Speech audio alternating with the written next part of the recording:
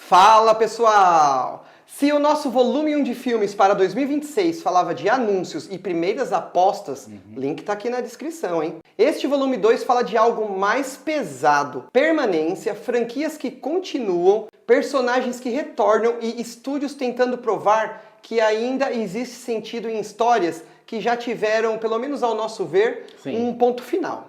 Será que vai dar certo? Vamos ver. Não é um vídeo que fala apenas sobre empolgação, mas também sobre risco criativo, desgaste e responsabilidade narrativa. Porque continuar não é necessariamente avançar, mas cinema não é apenas sobre legado, né? Então aqui também teremos algumas novidades bem interessantes. Fiquem aí, já carimbem o nosso like aí para esse vídeo viajar por aí, porque ele vai ser aqui, ó, muito bom. Qualidade Território 2R, Opa, né? Então, e ó, uma coisa, hein? O último da lista o que mais está nos intrigando até agora. E isso não é clickbait, não, galera. É serião. É verdade. Então, roda a vinheta aí.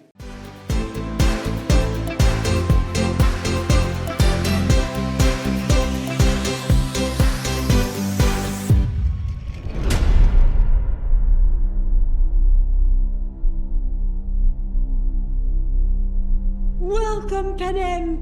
Depois de encerrar a saga de Katniss, vivida aí por todo mundo sabe, né?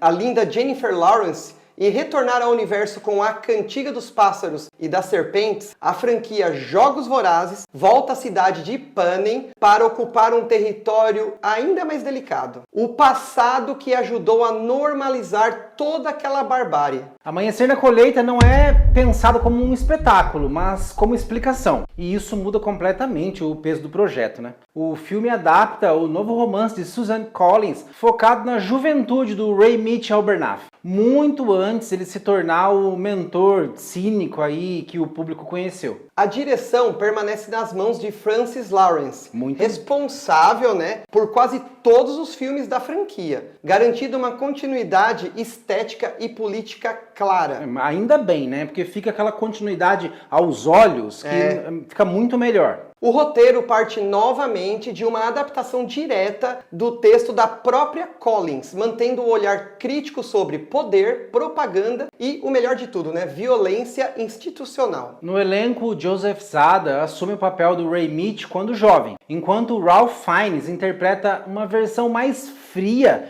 e estratégica do Coriolanus Snow, menos tirânica e mais burocrática, antes de virar o monstro que a gente conhece. Um poder que administra o medo em silêncio. Com estreia marcada para 20 de novembro de 2026, a franquia retorna aí ao fim do ano apostando menos em arenas e mais em bastidores. Bom, fazer uma continuação aí do Diabo Veste Prada, quase 20 anos depois, não é apenas revisitar personagens, é enfrentar um mundo completamente diferente daquele de 2006, incluindo uma pandemia. Bicho pega, hein? Pois difícil. Mas é um caso raríssimo aí, onde os fãs esperavam ansiosamente. A direção retorna com o David Frankel, enquanto o roteiro novamente passa pelas mãos da Aline Brosh McKenna, agora lidando com um mercado dominado por redes sociais, métricas de relevância e influência descartável. Meryl Streep, maravilhosa, né? Volta como a Miranda Priestly em um cenário que já não teme figuras autoritárias da mesma forma como antes, mas ainda se curva ao poder. Anne Hathaway interpreta agora uma Andy muito mais consciente do sistema que um dia a engoliu. E Emily Blunt retorna aí uma posição hierárquica mais alta. Agora ela não é mais uma figurante de luxo, revelando como o ciclo da opressão se perpetua. Você vê o tanto que a Emily Blunt evoluiu como atriz de lá pra cá, agora ela não poderia ser coadjuvante de novo. É verdade. E tem um filme dela aí no nosso volume 1. Ah, é verdade. O filme chega em, olha aí que curiosidade, né? 1º de maio, dia de trabalho aí, 2026, menos interessado em nostalgia e mais em desgaste profissional e moral. Took you long enough?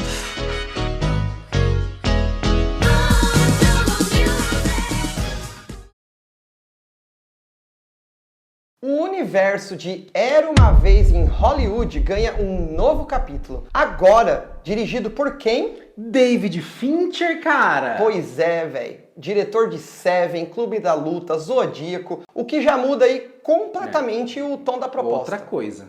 A história volta a acompanhar Cliff Booth, o dublê vivido por Brad Pitt, explorando sua vida após os eventos do filme original, que contava aí uma realidade paralela dos assassinatos de Charles Manson. Loucão, né? Nossa, não, sensacional. Que muito legal o Tarantino pegar essa história e mudar totalmente no primeiro filme, né? Porque o Manson era um monstro, cara. E no filme os assassinos se fuderam. A Hollywood aqui tende a ser menos solar e nostálgica, mais fria, silenciosa e moralmente ambígua, aprofundando aquele submundo de violência e códigos pessoais e sobrevivência que no primeiro filme ele só ali sugeriu, né? Leves pitadas. Exato. Puta, mas eu tô tão triste de a Margaret Qualley não tá no elenco, cara. Fanático pela atriz aqui. No elenco, né, como a gente disse aqui, o Brad Pitt retorna como Cliff Booth, agora no centro da narrativa, é diferente. O roteiro é assinado pelo Tarantino, que abriu mão da direção, pois ainda tá com a péssima ideia na cabeça de escrever e dirigir seu 10º e último filme. Essa é a péssima ideia. Mas mesmo assim, garantirá com certeza diálogos afiados e personagens cheios de contradições, agora filtrados pela direção meticulosa do Fincher. Mas a química entre esses dois aí, não, com certeza, tem né? tudo pra dar certo, pra ser um filmaço, cara. Cara, não tem como errar. Moranguinho no chantilly, É cara. verdade, pelo cara. amor de Deus. Não, né? e o que se espera aí é um choque interessante de estilos. Vamos dizer assim, menos celebração do cinema clássico e mais desconstrução. Humor casual e mais tensão contida. E ainda, não há data oficial aí pro lançamento no Brasil. A previsão é que chegue aí finalzinho de 2026 e início de 2027. Mas oremos para sair ainda este ano. E por isso que tá aqui nessa lista, né? Pô, já tá no nosso radar. Mas, cara, pode esperar, em dezembro esse filme vai aparecer.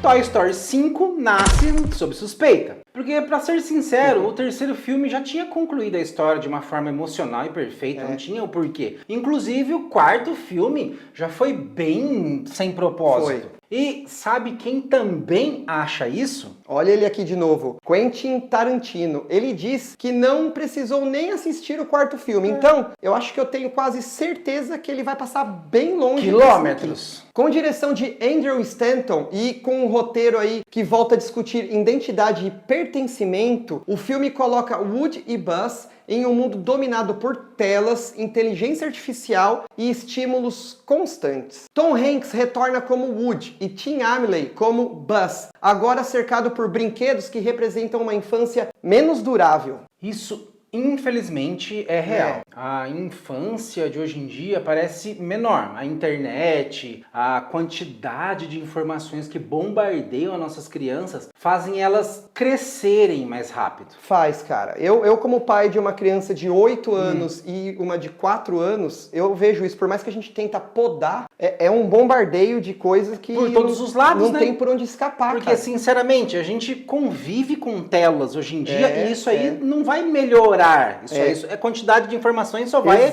aumentar e aumentar. Exato. Toy Story 5, assim, se for bem feito, tem de tudo para passar uma mensagem muito bacana. Se discutir esses assuntos, beleza. Sobre isso daí, vamos ver. Toy Story 5 tem estreia para 19 de junho de 2026, posiciona o filme no centro do calendário familiar. Mas a verdadeira aposta está em recuperar a intimidade emocional sem negar que a despedida já aconteceu no terceiro filme. E foi perfeito. Foi, cara, foi. Vocês concordam com isso também? Que até o 3 já tava bom? Comentem aí.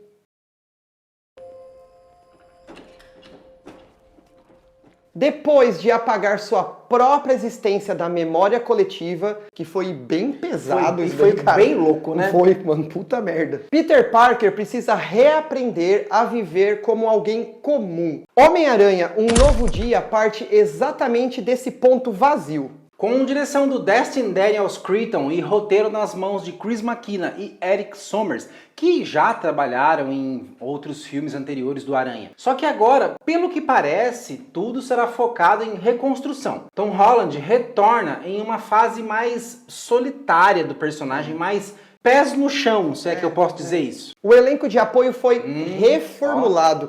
Veremos aqui o Justiceiro feito por John Benton e o Hulk, ou o Dr. Hulk, né, de Mark Ruffalo. Isso eu ainda não sei até que ponto vai ser legal, vai ser interessante.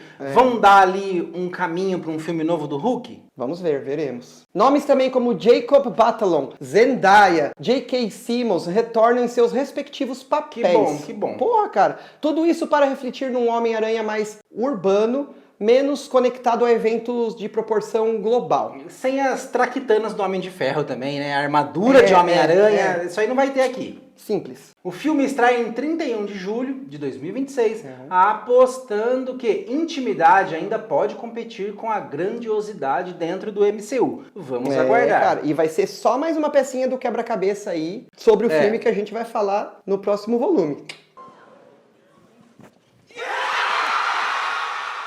Se vocês aí estão curtindo esse tipo de análise mais profunda, sem pressa e sem hype automático, deixa seu like aí. Se inscreve, comenta o que você quiser, divulgue o Território 2R para todo mundo que você conhecer aí. Ainda mais agora que estamos completando 5 mil inscritos, hein? Cara, muito bom, né? Muito bom. Isso graças a vocês. Com certeza. Valeu. Vamos pro próximo.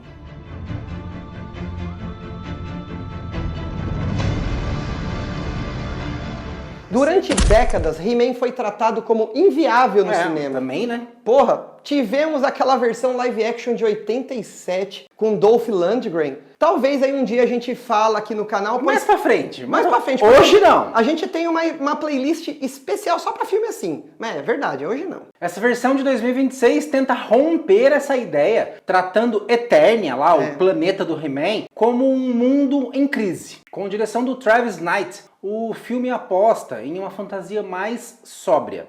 Nicolas Galitzini interpreta o Adam, Camila Mendes vive Tila, Idris Elba assume como mentor e Alison Brie surge como a maligna, menos caricata. Ô, bicha linda. Vai ser legal, hein? Essa daí vai ser legal. E Jared Leto como o esqueleto. Esse é o meu medo, cara. Será que ele vai ser um esqueleto coringa? Nossa, cara. Espero que ele não seja o esqueleto igual ele foi o Coringa, porque, ó... Tomara que não, né? Decepcionante. Não, ele é um bom ator, mas como Coringa...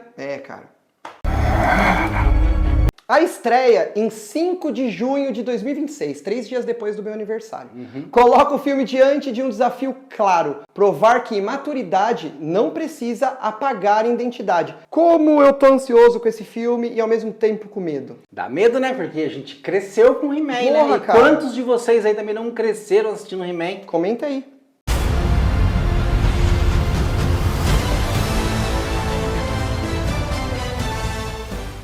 Em Digger, Tom Cruise, e olha que nós temos um vídeo aqui todo especial dedicado para ele aqui no nosso canal, abandona espiões e aviões para viver um especialista em escavações profundas. Um mineiro, talvez? Um gaúcho? Não. Alguém acostumado a trabalhar onde o erro não tem correção, mas não se sabe muito ainda sobre a película. Também descrita como a trama do homem mais poderoso do mundo que provará ser o salvador do planeta. Mas o caos foi criado por ele mesmo. Que bizarro. O que é isso? Dirigido por Alejandro González Iñárritu, o filme apostará em humor negro, tensão física e claustrofobia. Sandra Hüller, John Goodman e Jesse Plemons... Eu odeio o Todd! Também farão parte do elenco. O diretor não poupou elogios ao Tom Cruise, né? Segundo o Iñárritu, o papel de Cruise exige precisão cirúrgica, envolvendo diálogos rápidos, transições físicas e complexas e mudanças bruscas de tom, que vão da sátira à loucura absoluta. Mesmo tudo coreografado, parecia naturalmente improvisado. Isso daí é um comentário do diretor, do Iñárritu. Cara, sim. Não, e em parte física a gente não precisa duvidar do Tom falar Cruise, o quê, né? Cara? O cara que mais aposenta dublê em Hollywood. A estreia desse curioso filme acontece em 2 de outubro de 2026. Longe aí do espetáculo inflado do verão, aí que a maioria dos filmes estreiam nessa época. Vamos ver.